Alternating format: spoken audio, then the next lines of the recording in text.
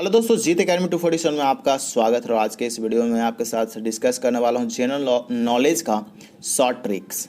Water local winds, स्थानीय हवाएं क्या हैं, इसके बारे में इस वीडियो में बात करेंगे। तो इस वीडियो के शुरू से अंत तक बने रहिएगा ताकि आपको कंसेप्ट समझने में कोई परेशानी ना हो। तो चलिए शुरू करते हैं दोस्तों। तो आइए देखते हैं कंसेप्ट क्या क्या है। तो हमारे पास सबसे पहले बात करते हैं, यहाँ पे दो टॉपिक पढ़ेंगे, वाटर लोकल विंड्स क्या होते हैं, और दूसरा बात करेंगे टाइप्स ऑफ लोकल विंड्स के बारे में, लोकल विंड्स कितने प्रकार के होते हैं। तो चलिए देर न करते हुए समझते हैं क्या होता है local winds. Water local winds यानी कि स्थानीय हवाएं क्या है। तो स्थानीय हवाएं पहले डेफिनेशन समझ लेते हैं, उसके बाद क्या लिखा हुआ है कि local winds are a small scale convective winds of the local origin caused by temperatures difference.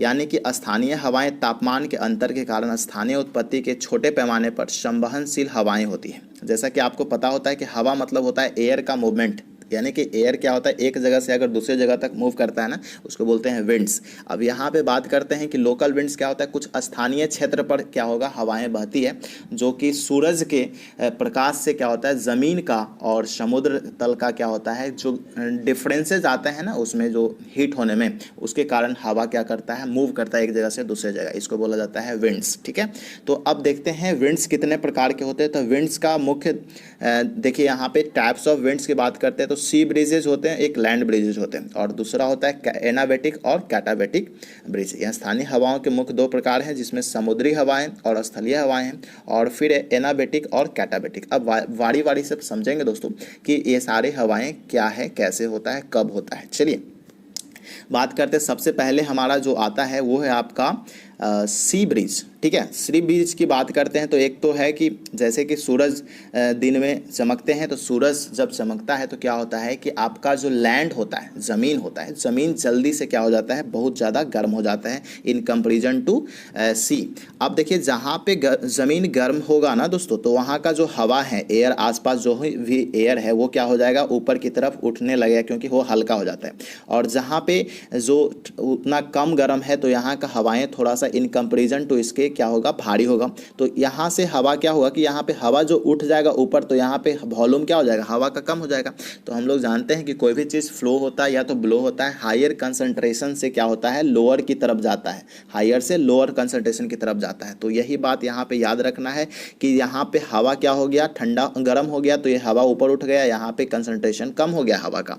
तो यहाँ से जो हवाएं हैं यानी कि सी ब्रीज, यानी कि सी से जो हवाएं हैं वो किधर की ओर आएगा, लैंड की तरफ आएगा। यानी कि अगर सी से लैंड की तरफ जो हवाएं बहता है ना दोस्तों, उसको बोला जाता है सी ब्रीज। यहाँ पे हमने डेफिनेशन भी लिख रखा है कि breezes blowing towards the land from the sea, यानी कि सी से लैंड की तरफ, specially in day owing to the relative warmth of the land is called sea breeze। यानी कि समुद्र से भूमि की ओर बहने वाली हवाएं जो होते हैं, विशेष रूप से भूमि की सापेक्ष गर्माहट के कारण समुद्र हवा कहलाती है। चलिए समझ में आया होगा कंसेप्ट। उसी तरह से अब इसका जस्ट अपोजिट है, रात के समय क्या होता है, नाइट में क्या होता है, सेम होता है।